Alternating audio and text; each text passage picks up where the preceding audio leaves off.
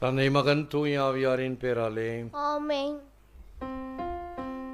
எங்கள் எல்லோருக்காகவும் எந்நாளும் காத்திருக்கும் நற்கருணை ஆண்டவரே, நன்றி புகழ் உமக்கே. நற்கருணை ஆண்டவரே, நன்றி புகழ் உமக்கே. நற்கருணை ஆண்டவரே, நன்றி புகழ் உமக்கே. இறை ஆட்சி மலர வேண்டும், ஆட்சி மலர வேண்டும், பொது வாழ்வு புலர வேண்டும். இறை ஆட்சி மலர வேண்டும், பொது வாழ்வு புலர வேண்டும். வார்த்தை மனுவாக இங்கு நீதி நிலைக்க வேண்டும். வார்த்தை மனுவாக இங்கு நீதி நிலைக்க வேண்டும். நிலை மாறும், கரம் சேருமோ, வலுவாகுமா, துயர் மாறுமா. நிலை மாறுமே, கரம் சேருமே, வலுவாகுமே, துயர் மாறுமே. விண்ணும் மண்ணும் சேரும் நாட்கள் விரைவினில் நாம் காண்போம். வாழ்வு மலர வேண்டும், பொது வாழ்வு புலர வேண்டும். இறையாட்சி மலர வேண்டும், பொது வாழ்வு புலர வேண்டும். As the lightning flashes and lights up the sky from one side to the other, so will the Son of Man be in his day. லூக்கா 17:24. மின்னல் வானத்தின் ஒரு முனையில் மின்னி எதிர்முனைக்கு பாய்வது போலவே மணுமகனும் தாம் வரும் நாளில் தோன்றுவார். கிறிஸ்துவின் நற்செய்தி. கிறிஸ்துவே உமக்கு புகழ். இயேசுவில் அன்பார்ந்த சகோதர சகோதரிகளே, அன்பார்ந்த தொலைக்காட்சி விசுவாசிகளே, the advent of Christ according to Saint Bernard, first advent Christmas, the third advent the parousia, Christ coming to judge the living and the dead. The second, the middle advent, is the time of visitation, that is, by which Christ is now present and active in each of our lives. Judgment's day yet to arrive is already now a reality. கிறிஸ்துவின் 3 வருகைகள் பற்றி புனித Bernard கூறுகிறார். 1, முதல் வருகை கிறிஸ்து பிறந்தது, Christmas விழா. கிறிஸ்து இந்த உலகில் அவதரித்தது, மனித அவதாரம், தி காண்டிசென்ஷன் ஆஃப் கிரைஸ்ட், அது எல்லாருக்கும் தெரியும். 2வது வருகை கிறிஸ்து மீண்டும் 3வது வருகை, அதை முதலில் சொல்லிவிட்டு 2வது வருகையை விளக்க வேண்டும். 3வது வருகை கிறிஸ்து மறுபடியும் வருவது, வாழ்வோரையும் இறந்தோரையும் தீர்ப்பிட வருவார். come to judge the living and the dead. இந்த 2வது வருகை அதை பற்றி சொல்லும் பொழுது இடைப்பட்டது கிறிஸ்துவை சந்திக்கும் நேரம். தனது பிரசன்னத்தால் ஒவ்வொருவருடைய வாழ்விலும் உயிரோட்டமுடன் நிரப்புகிறார். வரவிருக்கும் தீர்ப்பு நாள் இப்பொழுதே ஒரு உண்மை நிகழ்வு. ஒவ்வொரு நிமிடமும் ஒவ்வொரு நொடியும் இறைவன் நம்மோடு இருந்து செயலாற்றி கொண்டிருக்கிறார். எப்படி, என்ன, அவருக்கு தெரியும். அவருக்கு தெரியும். பல காரியங்களிலே நான் ஒரு ஆங்கில பாடலை பாடுவேன். That rare moment I shall cherish, I will never forget to thank the Lord. நான் அடிக்கடி பல உதாரணங்கள் சொன்னேன். ஒரு உதாரணம் எனக்கு உடனே வருவது, இறுதியாண்டவர் கோவிலில் 100ஆண்டு விழா முடிந்து அந்த மேடைகளை எல்லாம் பிரித்து கொண்டிருக்கிற நேரம், அந்த ஒரு செமி பர்மனண்ட் செமி டெம்பரரி மாதிரி நல்லா கேர்டர்லாம் போட்டு, மழை பெய்தால் கூட இரும்பு ஷீட்டெல்லாம் போட்டு ஒரு நல்லா செய்யப்பட்ட ஒரு மேற்கூரை, அதை பிரிக்கும் பொழுது நான் அங்கே சூப்பர்வைஸ் பண்ணிக்கிட்டு இருந்தேன். பார்க்கும்போது எனக்கு அருகிலே, அரை அடி அருகிலே ஒரு பெரிய கர்டர் வந்து தொப்புன்னு விழுந்தது. அரை அடி தான் இருக்கும். Jesus, you have saved me. That rare moment. கடவுள் நம்மோடு என்றும் எப்பொழுதும் இருக்கிறார். That rare moment. அதை அடிக்கடி நாம் அந்த மாதிரி மிக முக்கியமான காரியங்களில் மட்டும்தான் நாம் நினைக்கிறோம், ஆண்டவரே என்னை காப்பாற்றினியே நன்றி ஆண்டவரே. இல்லை, ஒவ்வொரு சிறு சிறு நிகழ்வுகளிலும் இறைவன் நம்மோடு இருந்து அவருடைய பிரசன்னத்தை கொடுத்து காத்து கொண்டு இருக்கிறார். ஏனென்றால் நாம் அவரை நேசிக்கின்ற மக்கள். ஆகவே உதாசீனமாக ஏனோதானோ என்று அல்ல, நாம் அவருடைய மக்கள், அவர் மந்தையின் ஆடுகள். ஆகவே அவருக்கு தெரியும் நம்மை எப்படி பாதுகாக்க வேண்டும், பராமரிக்க வேண்டும் என்று அவருக்கு தெரியும். நாம் என்ன செய்ய வேண்டும்? அவருடைய கரத்தை இறுக பற்றி கொள்ள வேண்டும். அதுதான். அவரிடம் நம்பிக்கை கொண்டிருக்க வேண்டும், விசுவாசம் கொண்டிருக்க வேண்டும். ஆண்டவரே நீர் எங்கோடு இருக்கிறீர். ஆகவே எத்தகைய மன சஞ்சலமும் என்னை ஊசலாட்டம் கொள்ள வைக்கக்கூடாது. ஊசலாட்டம்னா என்ன? அந்த கடிகாரத்தில் அந்த பெண்டுலம் இருக்கு இல்லையா, இங்கேயும் இங்கேயும் ஆடுது, எப்படி இப்படி ஆடிக்கிட்டே இருக்குமே, அதே போல் இப்படியா அப்படியா இப்படியா நடக்குமோ நடக்காதா என்ன நேரமோ தெரியலையே. No, don't worry. ஊசலாட்டமே வேணாம். ஆண்டவர் மீது ஸ்திரமான நம்பிக்கையை கொண்டிருங்கள். அட் எவ்ரி ரேர் மூமெண்ட் மட்டுமல்ல, எல்லா நொடிகளிலும் அவர் இப்பொழுதே வந்து கொண்டிருக்கார். அதுதான் த செகண்ட் கம்மிங். 3 வகையான வருகை. முதல் வருகை கிறிஸ்மஸ், 3வது வருகை த பரூசியா, கடைசி வருகை. 2வது இடைப்பட்டது கிறிஸ்துவை சந்திக்கும் நேரம். தனது பிரசன்னத்தால் ஒவ்வொருவருடைய வாழ்விலும் உயிரூட்டமுடன் நிரப்புகிறார். வரவிருக்கும் தீர்ப்பு நாள் இப்பொழுதே ஒரு உண்மை நிகழ்வு. Here and now he lives in you. Here and now he lives in you. Jesus is present. இங்கு இப்போது அவர் உன்னில் வாழ்கிறார். ஒருவன் எனக்கு அன்பு செய்தால் என் வார்த்தையை கேட்பான், என் தந்தையும் அவன் மேல் அன்பு கூர்வார், நாங்களும் அவனிடம் வந்து அவனோடு குடிகொள்வோம். ஒருவன் எனக்கு அன்பு செய்தால் என் வார்த்தையை கேட்பான்,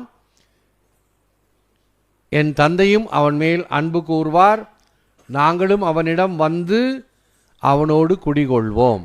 அருளப்பர் ஜான் 14:23. இமிட்டேஷன் ஆஃப் கிரைஸ்ட் என்ற புத்தகத்தில் பைபிளுக்கு அடுத்து அதிகமாக படிக்கப்படுகின்ற தாமஸ் கெம்பிஸ் என்று அறிஞர் எழுதிய புத்தகம் imitation of Christ, spiritual treatise, 15th chapter. Put all your trust in God, let him be your fear and fear him. Put all your trust in him, your love. He will answer for you and do that good thing that is best for you. உன்னுடைய நம்பிக்கையெல்லாம் அவர் மீது வை. கண்டிப்பாக அவர் உன்னை பாதுகாப்பார். நிலையான நகர் நமக்கு இங்கு இல்லை, வரப்போகும் நகரையே நாடி செல்கிறோம். எபிரேயருக்கு எழுதிய திருமுகம் 13:14. நிலையான நகர் நமக்கு இங்கு இல்லை, வரப்போகும் நகரையே நாடி செல்கிறோம். That is Jerusalem. Christ Church is a pilgrim now on earth. Lumen Gentium. Church is a pilgrim now on earth. உலகில் திருச்சபை தற்பொழுது ஒரு பயணி. இந்த வேளாங்கண்ணிக்கு போகிறாங்க இல்லையா, நடைபயணம். என்ன செய்வாங்க? ஆங்காங்கு கோவிலில் தங்கிட்டு அந்த இரவு பொழுது கழித்து விட்டு அடுத்த நாள் காலையில் எழுந்து போயிட்டே இருப்பாங்க, விடியற் காலையிலே. அப்போ தான் வெயிலுக்கு முன்னாடி அவங்க போய் அடுத்த இடத்து சேர முடியும். வெயில்னால் ரொம்ப களைப்பாக இருக்கும், கஷ்டமாக இருக்கும். ஆகவே வந்து தங்கி அந்த களைப்பாறை கால்வழி தீர நல்ல காலை நீட்டி போட்டுட்டு எல்லாம் பார்த்தா ரொம்ப பரிதாபமான சீனாக இருக்கும். தைலத்தெல்லாம் பூசிக்கிட்டு காலை நீட்டிக்கிட்டு, சரி நல்லது இல்லை, உங்களுடைய உடலை வருத்தி செய்கிறார்கள் பயணம் மேற்கொள்வது, அதில் மாற்றுக்கிறது கிடையாது, மாட்டிஃபிகேஷன். ஆனால் ஒரு பக்கம் மாட்டிஃபிகேஷன், இன்னொரு பக்கம் டெசக்ரேஷன். டெசக்ரேஷன் என்ன? எல்லா இடத்தையும் அசுத்தமாக்குதல், தோட்டத்திலேருந்து கோயிலேருந்து எல்லாத்தையும். அதுக்கு நீ பேசாமல் வீட்லேயே நின்று அழகாக ஜெபம் செஞ்சிட்ருக்கலாமே.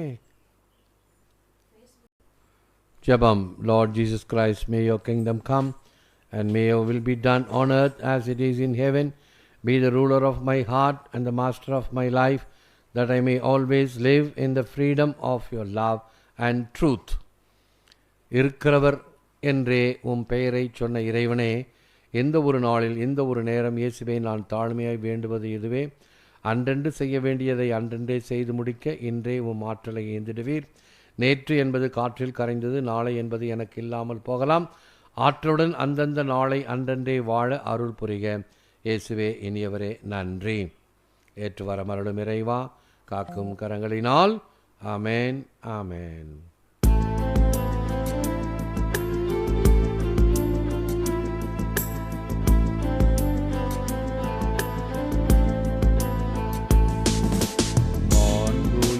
ஈவருள்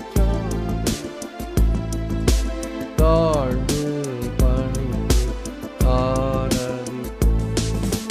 பழைய முறைகள் அனைத்தும் இனி மறைந்து முடிவு பெறுக. புதிய நியம முறைகள் புலன்களாலே மனிதன் இதனை அறிய இயலா. குறையை நீக்க விசுவாசத்தின் உதவி பெறுக.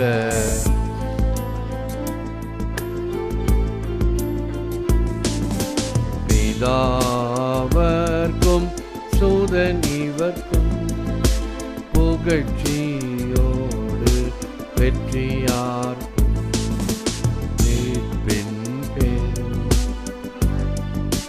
யோடு வலிமை வாழ்த்து யாவுமாக இருவரிடமாய் வருகின்றவராம் தூய ஆவி ஆனவர் அளவில்லாத சம புகழ்ச்சி என்றுமே உண்டாகும்.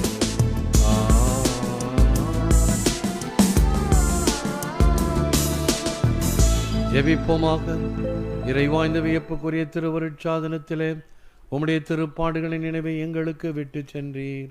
உமது திருவுடல் திரு ரத்தம் இவற்றின் மறைபொருளை வணங்கும் நாங்கள் உம்மைப்பின் பலனை இடவிடாமல் அனுபவிக்க அருள் புரியுமாறு உமை மன்றாடுகிறோம். இறைவனாக என்றென்றும் வாழ்ந்து ஆட்சி செய்கின்றவர் நீரே. ஆமென்.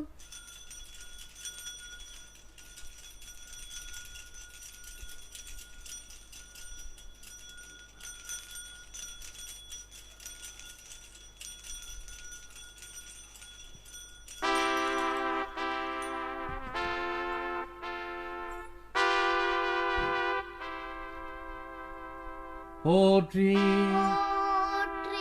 போற்றி போற்றி.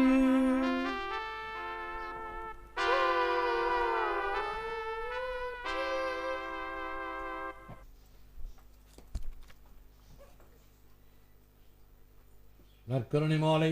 இது இயேசுவின் உடல், இது இயேசுவின் ரத்தம், இது இயேசுவின் உடல் என்பதால் என் உடலில் வியாதி இல்லை. இது இயேசுவின் ரத்தம் என்பதால் என்னில் சோர்வில்லை. இது இயேசுவின் கண்கள் என்றால் என் பார்வை பழுதில்லை. இயேசுவின் உடல் நாம் என்றால் என் பேச்சில் பொய்யில்லை.